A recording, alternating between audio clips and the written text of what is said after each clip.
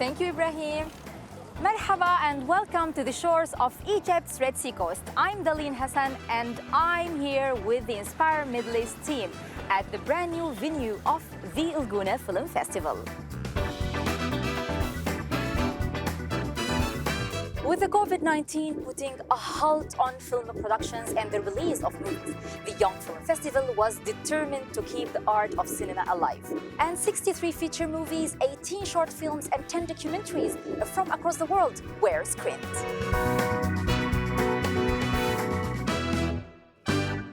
Besides going square-eyed, we also caught up with some of the biggest stars at the festival. A little bit later, we'll head over to the UAE, where we are on the set of the soap opera Inheritance. Before that, Rosalie Thompson has the highlight moments from this year's festival during these unusual times. The curtain closed on the 4th edition of Egypt's Gouna Film Festival. Despite the pandemic, the 9-day event continued with the physical showcase of cinema, and strict safety measures were put in place. The decision to do the festival was mainly based on the fact that we want life to go on. It's a message of hope, a message of happiness, a message of defiance, and cinema is all about that. The edition shone a spotlight on women in cinema, with female directors picking up top awards. The closing ceremony saw Jasmila Zabadnik scoop Best Feature Narrative for her film Quo Vadis Ida. The movie follows Ida, a UN translator who tries to save her family during the 1995 Bosnian War. And Tunisia's Kauthar Benhania won Best Arab Feature Narrative with her movie The Man Who Sold His Skin.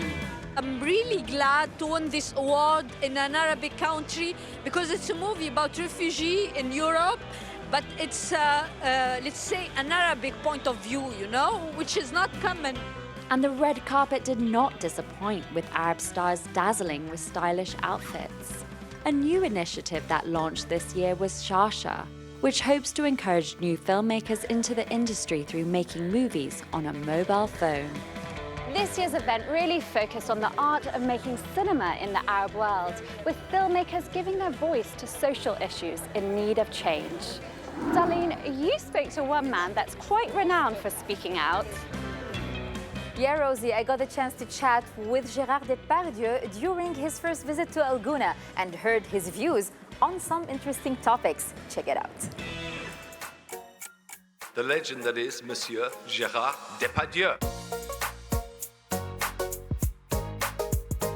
Gerard, it's great to see you and a warm welcome to Inspire Middle East. Congrats on receiving the Career Achievement Award. How does it feel to be at the Gouna Film Festival for the first time? It is a starfish, built in a 30-year-old city, which was built in the same way that the pharaohs used to build. But to build a festival, it is to bring people from different cultures together. Since there are films that come from all countries and all cultures. And it's interesting that it is here, because we have some misconceptions about the world of Arabia. Furthermore, that Egypt has an exceptional history. This year's festival has cast a spotlight on refugee resilience. What is your take on the messages that are being captured in these films? I am for refugees. I'm for cultural movements, because we cannot live with misery next door. We can't leave people on the street. We cannot make borders. It's inhuman, and it's not good. You can't change the course of history, of centuries before, by refusing other cultures. And I think we need refugees, because they are the new blood, and they bring us their culture, which will wake us up one day. Gerard, you have experimented with different religions from Islam, Christianity, and Buddhism. Where does your faith lie now? I'm now Orthodox. I don't like the genesis of religion. I believe in the generosity of a religion. I believe in the philosophy of a religion. You know, the Quran is a book that touched me particularly with its humility and respect for others.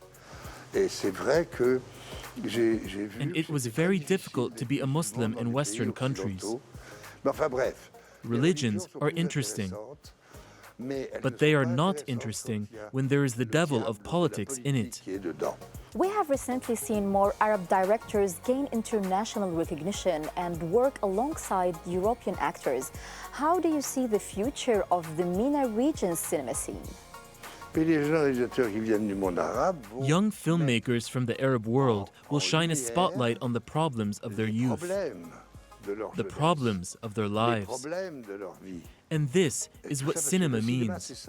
It is trying to show something that is indisputable. It gives a little faith to those who suffer. That's who cinema serves. Gerard Depardieu, thanks for your time today. Thank you. Staying on the topic of young talent, we caught up with an inspirational Egyptian actress and women's rights campaigner, Menesha Minna.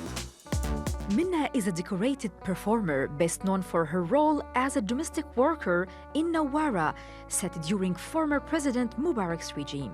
During the Gouna Film Festival, she explored her other passion, female advocacy, in a panel discussion titled Women's Empowerment Through Film. Minna Shalabi, a warm welcome to Inspire Middle East. Thank you so much. A lot of movies stereotype Arab women in both MENA and international cinema.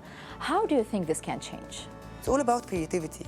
Sometimes because most of the women themselves became a stereotype of themselves, they became like poor thinking. It doesn't help your mentality to grow. Women always struggles, you know, it's part of our life. Successful women struggles more because they need to have a sharp vision and to know exactly what they want. I never knew what I really want, but I always know what I don't want, and this is half the road. So when you know what you don't want, you get clearer vision of yourself. Minna, you are an icon for women and standing up for women's rights, with so often victim of sexual harassment being forced to be silent.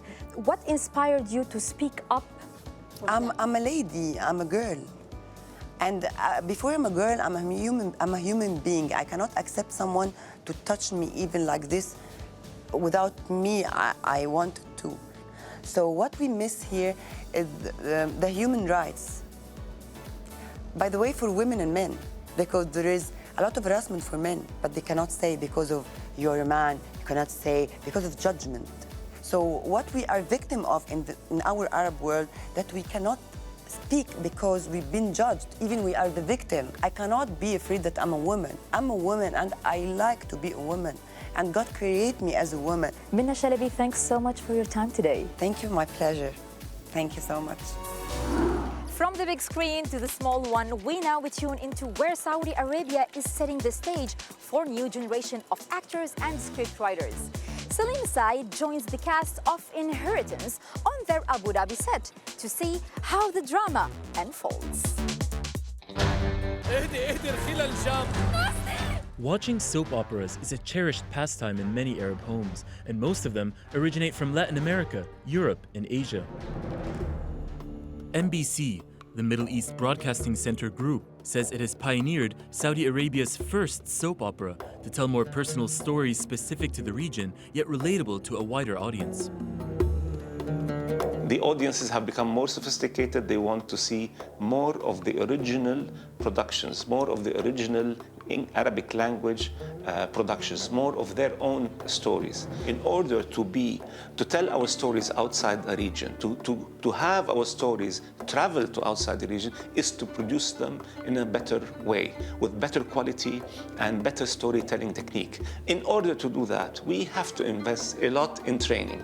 After months of workshops for producers and first-time soap actors, MBC Studios launched Inheritance last year, a melodramatic tale from Saudi Arabia about feuding families.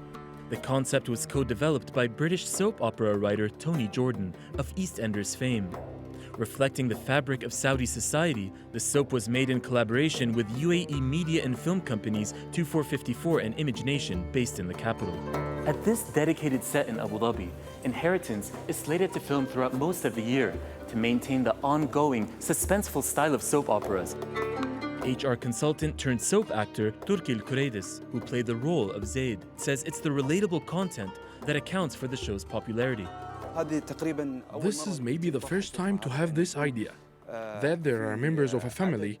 Each family has their issues, all under the bigger issue of the inheritance. Drama also ensued off-screen, with the soap opera premiering in March as COVID-19 lockdown measures struck. To adapt, producers flipped the script, says Emirati director Abdullah Al-Jinebi, with writers weaving in real-life events such as key characters contracting COVID-19, and also teenage fan requests, which have flooded in for the cast of Inheritance, known as El Mirath in Arabic.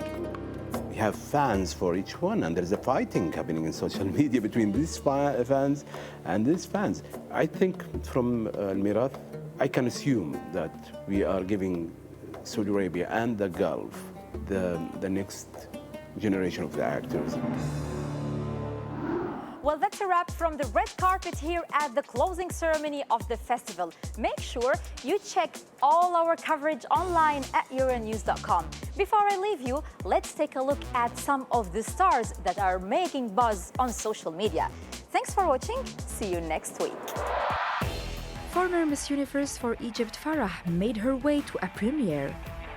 Egyptian actress Lika stunned in an asymmetric evening gown.